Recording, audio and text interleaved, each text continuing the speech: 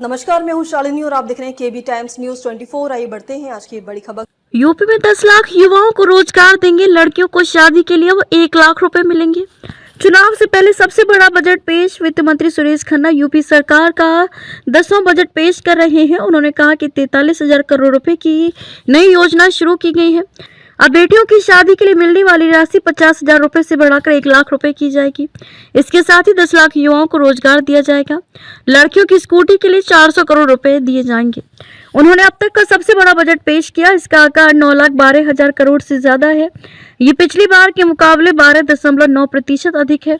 सरकार ने पिछले साल 2025-26 के लिए 8.7 लाख करोड़ से ज्यादा का बजट पेश किया था।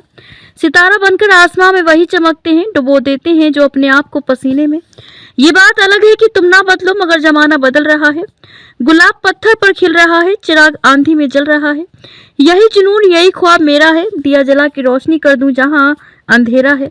इससे पहले सीएम योगी और वित्त मंत्री सुरेश खन्ना विधानसभा पहुंचे। विधानसभा गेट पर दोनों नेताओं ने विक्ट्री साइन दिखाया। वित्त मंत्री ने सुबह अपने आवास पर पूजा अर्चना की थी। इसके बाद सुबह 9:30 बजे सीएम की अध्यक्षता में कैबिनेट बैठक हुई जिसमें बजट को मंजूरी दी गई। बजट पेश होने से पहले सपा विधायकों ने विधानसभा के बाहर प्रदर्शन किया। सपा नेता शिवपाल यादव ने कहा कि ये बजट केवल भ्रष्टाचार के लिए है। बजट में फिर से लूट होगी। अपने घर और गांव से दूर शहरों में काम करने वाले मजदूरों के लिए लेबर अड्डों का निर्माण किया जाएगा। ई श्रम पोर्टल पर पंजीकृत असंगठित श्रमिकों को दुर्घटना में मृत्यु या पूर्ण दिव्यांगता होने पर 2 लाख रुपए और आंशिक दिव्यांगता होने पर 1 लाख रुपए की सहायता राशि दी जा रही है। प्रदेश में पहली बार निर्माण श्रमिकों के स्वास्थ्य परीक्षण और स्वास्थ्य संबंधी जानकारी देने के लिए मोबाइल हेल्थ वैन की शुरुआत पायलट प्रोजेक्ट के रूप में की गई है। प्रदेश और देश के बाहर रोजगार के अवसर उपलब्ध कराने के लिए उत्तर प्रदेश रोजगार मिशन का गठन किया गया है ताकि इच्छुक श्रमिकों को बेहतर नौकरी मिल सके। सरकार की अवस्थापना आधारित विकास नीति का असर अब साफ दिखाई दे रहा है।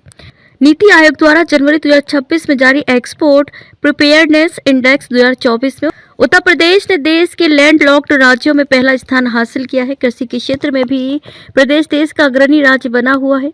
गेहूं, धान, गन्ना, आलू, केला, आम, अमरूद, आंवला और मेथा जैसे प्रमुख फसलों के उत्पादन में राष्ट्रीय स्तर पर उत्तर प्रदेश का योगदान सबसे अधिक है। सिंचाई सुविधाओं में भी बड़ा विस्तार हुआ है। वर्ष 2016-17 में जहां सिंचित क्षेत्र 2.16 करोड़ हेक्टेयर था, वहीं 2024-25 तक ये बढ़कर करीब 2.76 करोड़ हेक्टेयर हो गया है। इसी तरह फसल सघनता भी 2016-17 में 162.7% से बढ़कर 2024-25 में 193.7% तक पहुंच गई है।